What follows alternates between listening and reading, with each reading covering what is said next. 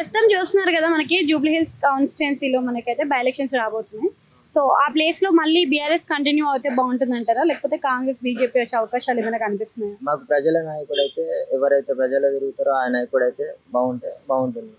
మాకు ఇక్కడ near by అయితే నవీన్ యాదవ్ అయితే బెటర్ అనిపిస్తుంది. ఏదన్నా వచ్చి చూస్తున్నారు. అంటే కాంగ్రెస్ నుంచి నవీన్ యాదవే కాకుండా అంజన్ కుమార్ యాదవ్ ని కూడా పెట్టే ఛాన్సెస్ ఉన్నాయి అని అంటున్నారు కదా, ఆయన మరి ఎలా ఉంటుంది అంటారు కాంగ్రెస్ నుంచి?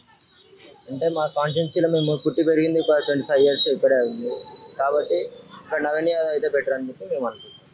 మా కాన్స్టిట్యున్సీ దాంట్లో చాలా వరకు చూసుకుంటే మాగంటి గోపీనాథ్ గారి వైఫ్ కి సీట్ ఇచ్చే ఛాన్సెస్ అయితే ఉన్నాయని అంటున్నారు. మరి అలా ఛాన్స్ ఇస్తే మరి సింపతి ఓట్స్ పడతాయి కదా మరి?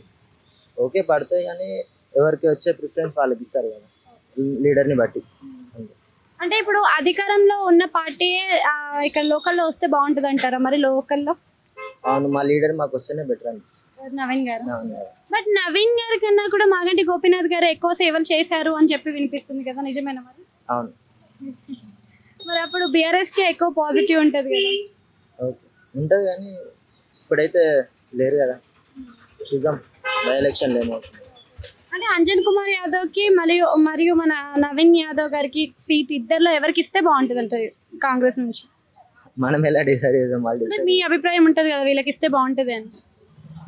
వాళ్ళు ఇస్తారు, వాళ్ళ కాంగ్రెస్ ప్రభుత్వం ఏదో దాన్ని బట్టి